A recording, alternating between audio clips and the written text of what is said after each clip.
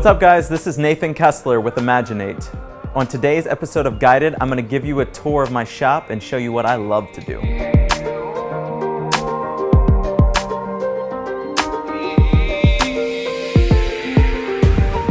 I love my Subaru because it's super versatile. It fits all of my tools. I put a hitch on it so I can haul all of my materials. It's perfect.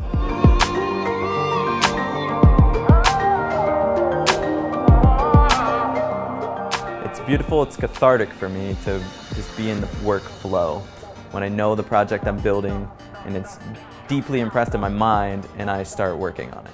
Thanks for hanging out in my shop today. If you guys want to connect and create with me, please comment below. Have a nice day, guys.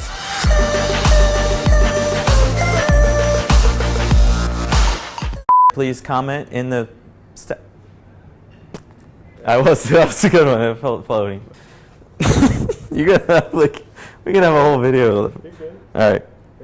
Art is what I love to do. Yeah, this is very vague.